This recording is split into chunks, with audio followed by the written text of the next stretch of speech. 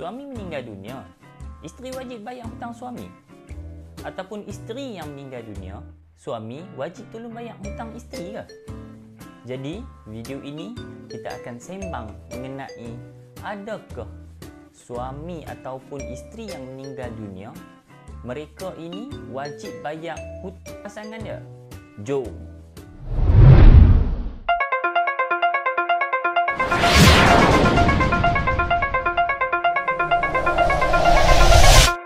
Assalamualaikum, hai, saya Rim A.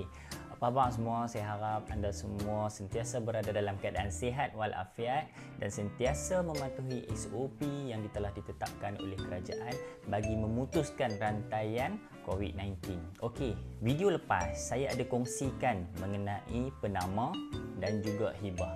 Jadi video ini saya nak timbulkan satu persoalan. Sekiranya anda ambil takaful antara hibah dengan penama, mana satu yang anda akan pilih?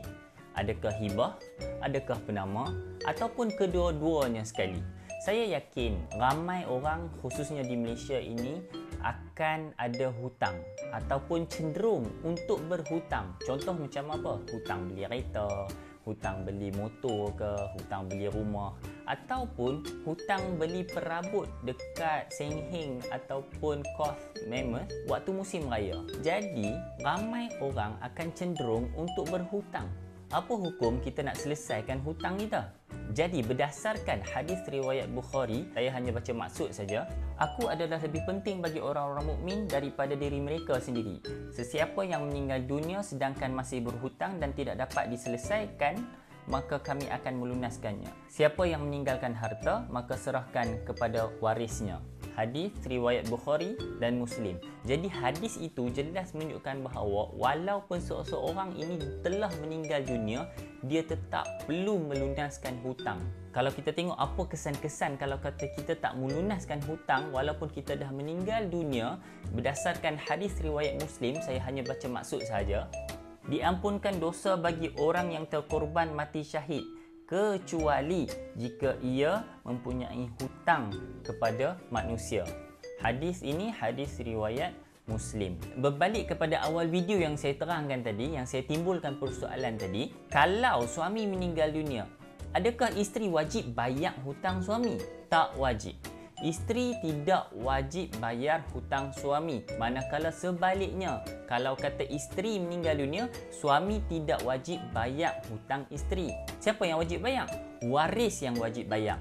Tetapi bayar dengan harta peninggalan suami ataupun harta peninggalan si mati itu. Isteri ataupun suami tidak wajib bayar hutang pasangan dia dengan harta dia. Dengan harta dia tak wajib. Tapi kalau nak bayar hutang dengan harta peninggalan si mati itu wajib. Sebab hukum bayar hutang ini wajib. Okey, berbalik kepada hibah dan penama. Okey, sebelum itu saya nak kongsikan satu situasi. Katakanlah seorang suami dia ambil takaful, kemudian pampasan tersebut dia hibahkan 100% kepada isteri dia. Kemudian Allah izin si suami ini meninggal dunia.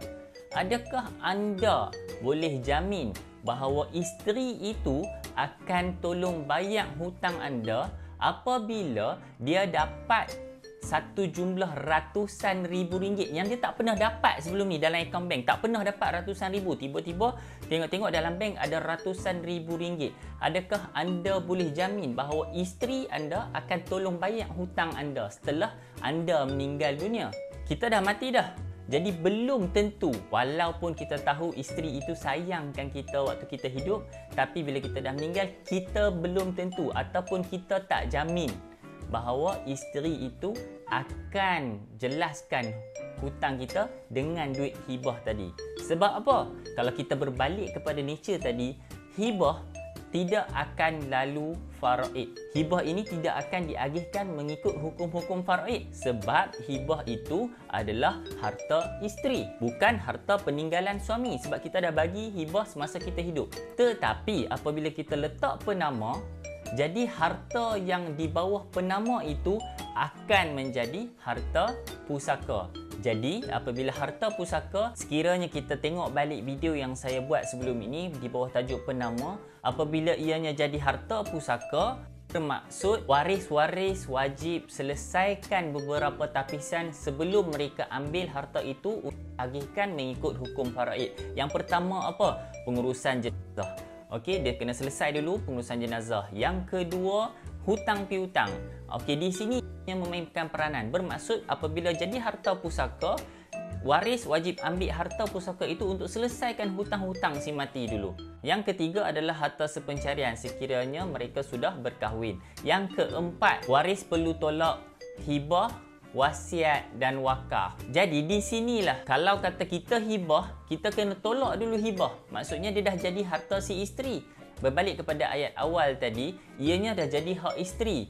Apabila dah jadi hak isteri, isteri tidak wajib bayar hutang suami dengan hartanya. Apabila dah hibah tadi, dah jadi harta isteri lah. Kemudian kalau ada baki daripada harta pusaka, barulah ianya diagihkan mengikut hukum faraid. Jadi macam mana nak buat? Apa pilihan yang terbaik? Ini bukanlah cadangan yang terbaik. Mungkin anda lebih tahu dan arif tentang macam mana anda nak buat pengurusan harta. Namun apa yang saya cadang adalah balik nanti anda semak balik hutang-hutang anda, senaraikan hutang-hutang anda, hutang-hutang yang tidak dilindungi. Apa maksud hutang yang tidak dilindungi? Hutang yang tidak ada takaful. Apa contoh hutang yang ada takaful? Hutang yang ada takaful ni biasanya apabila contohnya kita beli rumah, biasanya akan ada takaful. Sekiranya kita meninggal dunia, syarikat takaful akan membayar hutang rumah itu kepada bank. Secara tak langsung, rumah itu dah jadi hak waris ataupun harta pusaka. Bergantung kepada apa yang dibuatlah. Kalau dia dah hibahkan, dapatlah hibah. Okey, bergantung kepada pengurusan hartanya. Jadi nak jelaskan kat sini bahawa senaraikan hutang-hutang yang tidak dilindungi. Contoh apa? Hutang kawan, hutang adik-beradik, hutang mak ayah, hutang apa-apa yang tidak dilindungi lah. Hutang kereta. Kereta kadang-kadang ada yang ada takaful, ada yang tak ada. Jadi semak balik. Kemudian anda kira balik semua jumlah hutang ataupun jumlah baki hutang.